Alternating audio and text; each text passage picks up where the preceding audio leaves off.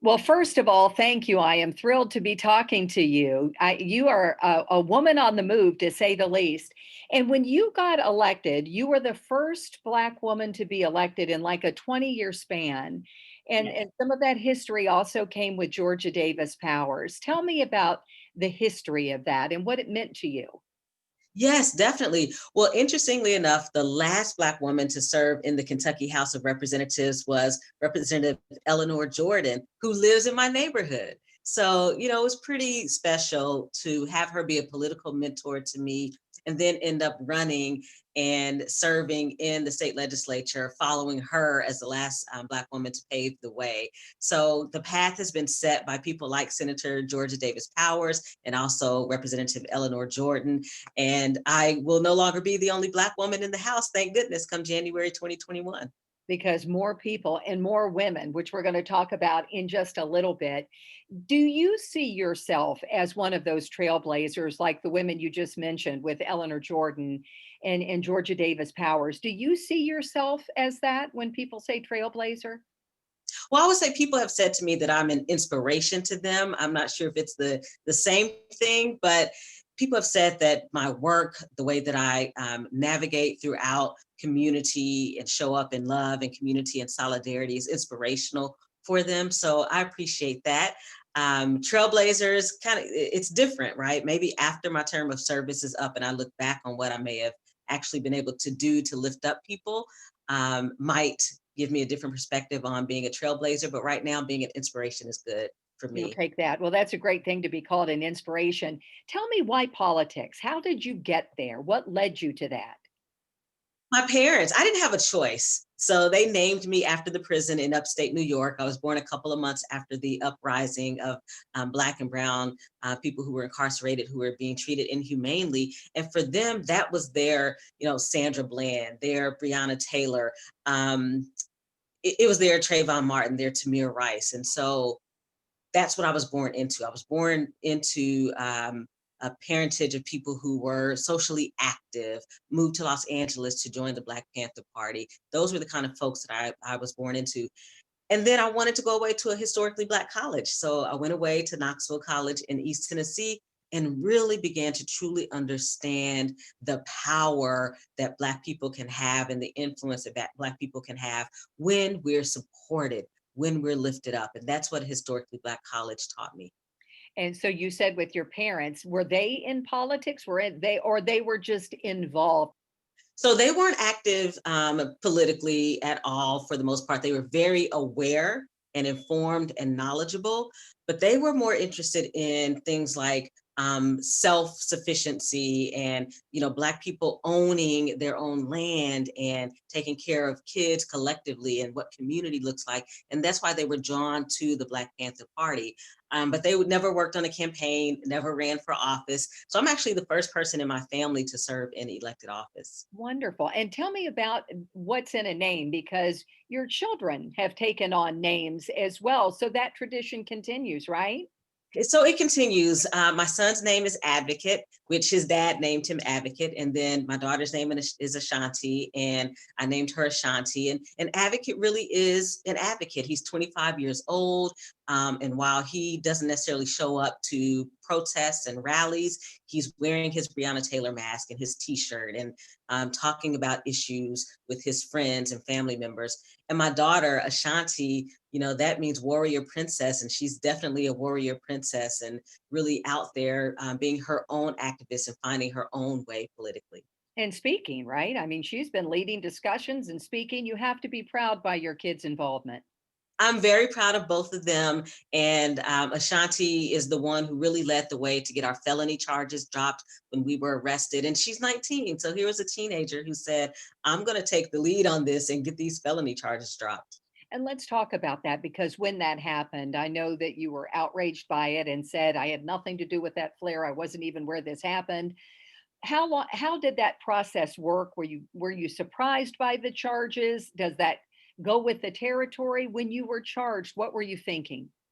So we didn't find out our charges until after everybody else, you and everyone else, knew what they were. We didn't find out until we were released and we saw our release papers. My friend Shamika of the Bell Project was arrested as well, and she saw her papers, but we couldn't assume that we all had the same charges. So when I found out that morning when we were released that we had felony charges, a Class D felony for attempting to basically firebomb the downtown library, I was not only shocked, but I was appalled. I just thought, how dare you? I'm one of the library's biggest champions. The downtown library is in District 41, the district that I represent. My son helped to start a book club there when he was in elementary school. So I could never imagine doing anything to harm the library. I'm their biggest champion in Frankfurt for funding every budget cycle. So I was not only shocked, but I was actually appalled. I just couldn't believe it. So is that like guilt by association because you're part of a larger group that did that? And then how do you did you have any conversations with people about that? Well, interestingly enough, there wasn't a group that was part of it. The only evidence that we've seen is video footage of one lone person who threw a flare into the library that ended up fizzling out, didn't even do anything. He broke the glass, unfortunately, at the library. The flare did nothing, burned the carpet, and that was it. Not even one book was hurt. But he wasn't even part of a group. It was one lone individual who decided to take this action on their own. So, it's unfortunate that both our executive branch here at the local level and the police department and all really the alphabet soup of law enforcement would try to say that everybody else by association and not even association because no one was with this There was person no are association, you're guilty. saying. But yet we can't get justice for Breonna Taylor for all of the people who were involved in her murder. Let me ask you about that and the takeaway for you and your daughter to be arrested together. Was she frightened? How did she hold up during all of that? That's a lot for a 19-year-old. That's a whole lot. And through all of it, she was just pretty solid. I think she was stoic for the most part. She was really quiet, just kind of to herself off in a corner. I think she was trying to sleep things off and hopefully time would pass quickly in that way. But once we were released, that's when she turned to me and said, "That was scary, Mom. That was really scary to have guns pointed in her face, to be yelled at, to be, zip tied behind her back, put into a police wagon, then processed and spending 10 hours in jail. That, of course, for a teenager, that was scary. And those charges cannot come back, or can they, those felony charges? Well, the felony charges at this point cannot come back, but we still face the misdemeanor charges. So hopefully, are you looking to get those taken off as well? We're hopeful we'll face those charges November 16th. So we're hopeful that those charges will be dismissed as well. Let me I hear so much about you. I it never backs down, shows up for people, whether cameras are there or not, always willing to do anything for other people. This never back down. I mean, you are fierce. You're this tiny little, spark plug. Where does that come from? Where does that bravery come from with you? Oh, that comes from the women in my family. My granny is 92 years old, has never driven in her life, walks everywhere, catches tark everywhere, and you can't stop her. And she's, a little bitty too. She's about 5 foot tall as well. So, I get it from my family. I get it from my mom. And even though she struggled with, addiction to alcohol and drugs, she was still committed to her family and her community. So I get it from her as well. So really, it's the women in my family who just are so amazing and keep coming back even when they're knocked down. And so that's the kind of fire and energy I take with me when I'm supporting my community in its struggles. That lineage that you come from, that stock, right? That hearty Yes. stock, like you said. Tell me about this moment with George Floyd, Breonna Taylor, that everybody says the tipping point. Why this? Why now? Your thoughts on that? So many people have said, what is this moment that's so galvanizing for people? Why do you think it is? Part of it is years and years of facing down police violence. I remember going to Ferguson when I was on Louisville Metro Council with my girlfriends multiple times because they were calling people, please show up with us. We're few in numbers. We need more people. So we showed up in solidarity. You had Trayvon Martin, Tamir Rice, you had Sandra Bland, Tatiana Jefferson. You had so many examples, Eric Garner, of Black people dying at the hands of police, that at some point it was going to come to a head. And we've reached it here in 2020, I think in part because of COVID-19. that people have been seeking one another, figuring out how do we connect to one another despite the physical distance that we have and separation from one another, but also just the atrocity of Breonna Taylor's murder. It was just too much. At some point, it's too much. George Floyd, watching him breathe his last breath, Breonna Taylor in her own home. And at some point, we just all said, this is too much and it's enough. Enough is enough. This is the That's moment. right. This is the moment. And you have taken such a lead in Brianna's Law statewide. Give us an update on that. Definitely. So Breonna's law for Kentucky would end no-knock warrants across the Commonwealth. It would also mandate that officers involved in deadly shootings or other violent incidences subject themselves to alcohol and drug testing. And it would mandate that when search warrants are being served, that officers have on body-worn cameras and they actually turn on those body-worn cameras. So at this point, we've got 11 legislative co-sponsors from across Kentucky, and we have more than 4,100 people who have signed on as community co-sponsors. This is something new for legislation in Kentucky, to get community co-sponsors, people who say, yes, Kentucky deserves Breonna's law. So what I've done is I've already reached out to the Speaker of the House, Speaker David Osborne from Oldham County, asked him for a hearing during this interim session before the end of December on Breonna's law so that the Judiciary Committee can ask those important questions it needs to ask. So he's responded and said he'll speak to the committee chair. So I'm hopeful that before the end of 2020, we'll hear Breonna's law. When the session convenes in January 2021, we can vote on Breonna's law for Kentucky. You feeling hopeful that this will pass? I'm hopeful because right now I can't imagine how you can ignore the cries for justice that are coming from people not only in Louisville, but across the Commonwealth. When I tell you, Rachel, that I have been to different parts of Kentucky, whether it's Brandenburg or Berea, everywhere in Appalachia, rural Western Kentucky, folks are leading marches for justice, marches in solidarity, marches for Breonna Taylor. Across our Commonwealth, people are saying we have to have accountability and we have to have policy that matches that accountability. Do you think this is the time for change? I mean, Louisville, as we know, your hometown, I mean, is like top 5 most segregated cities in the country. Do you really feel that we're going to see change out of this? So much has been said where we've come to these moments where we think this is it. This is it. So is this it? This is part of it. It's not only it. I think we've got years and years of work to do. We have to have some real racial reconciliation. We have not had that. We still have a clear, literal dividing line in Louisville from when I was bused to St. Matthew's Elementary School, Carruthers Middle School, out of the west end of Louisville. That still exists. That dividing line at 9th Street is still literally there. And I see it every day because District 41 stretches all of the way east to Westport Road. So it includes lots of the St. Matthews neighborhood and all of the way west to almost Chickasaw Park. So I see every single day the disparities, that the inequities that exist. But I also see that people have come to a point where they have said, we have to have a reckoning. We cannot move forward in this way. I, in my lifetime, don't recall people crying out for the mayor to resign the way that they are right now. I don't recall in my lifetime the kind of cries for police accountability that I'm hearing right now. I don't recall in my lifetime having people say, in 2022, we're all running for office. Everybody's seat is up and everybody's got to go who's not standing up for justice. I'm 48. I'm almost 50. I just don't recall that same kind of energy happening the way that it is now. It And does the way, feel different. I it agree with you. That's what gives you hope that you think, "Oh boy, I hope this is it." But I think, like you said, it's not everything, but at least part of some kind of transformational change moving forward. I have hope when I see that. But then I read just over the weekend that you said at the square, there were people who ended up coming by shooting at the protesters. And I see that that's now being investigated. And from everything I've read, correct me if I'm wrong, it seems to be racial. Tell me about that experience. You were there, right, when this happened?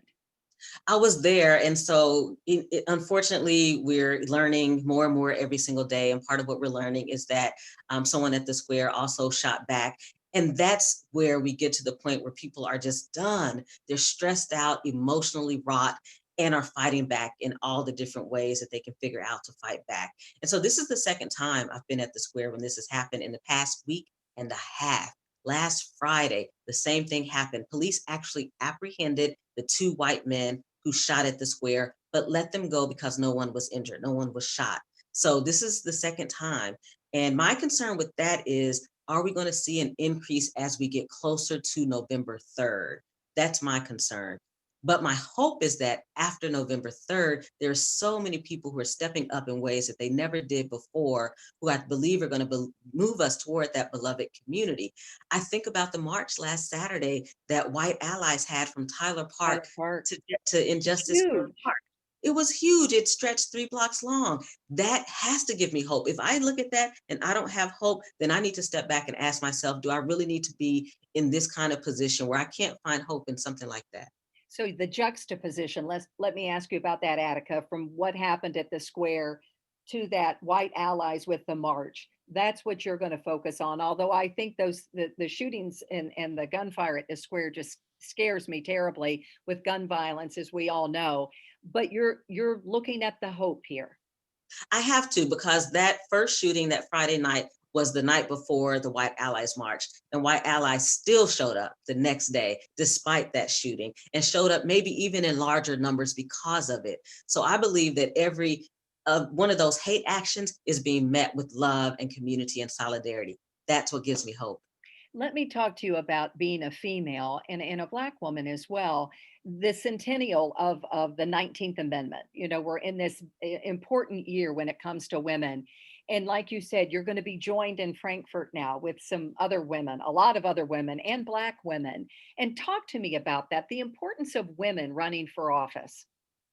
Representation matters. It makes a difference. And I say that because what I have seen happening with me and our unjust arrest and what's happening with justice for Breonna Taylor is that for the most part, it's been the women legislators who've stepped up and wrapped us in their arms of love and support. That makes a difference. It's been the women who have said, we're going to file legislation to address demilitarizing police and other forms of police accountability. So it's been the women who have been taking the lead and taking charge. So we have to have that kind of representation in the people's house in our state capitol, because I truly believe, as Coretta Scott King said, if the soul of this nation is to be saved, then women must become its soul. And women are becoming the soul of the Commonwealth of Kentucky to save us sometimes even from ourselves. I love that. Tell me what's next for you. So what's next for me is really continuing to be the passionate advocate that I am for Breonna's Law, for Kentucky. It has, Rachel, it has truly brought people together in a way that I don't know public policy has done before. Not only is it that people are interested in the policy piece, but also what it means for our humanity, to support something like Breonna's Law and to have a Black woman's name on a piece of legislation in Kentucky that's never happened before. So I think people are finding engagement in a different way. So I'm going to continue being that champion.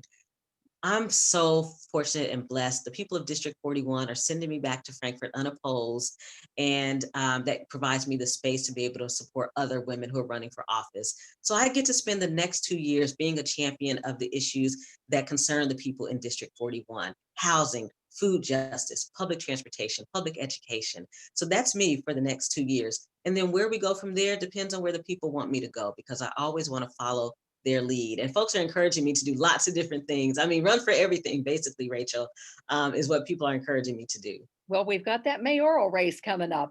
Is your name mentioned in that at all? Would you even It's consider mentioned that? a lot. It's mentioned a lot in that, Rachel, but I'm going to be honest, and I tell people all the time, I'm not interested in running for mayor. I actually love public policy. My degree is in political science. I want to be in there digging deep, getting my hands dirty, writing policy. That's who I am. I think there are other amazing people who can and should run for mayor, but that's not for me. That's not where we're going to see your name. Are your parents still living, Attica?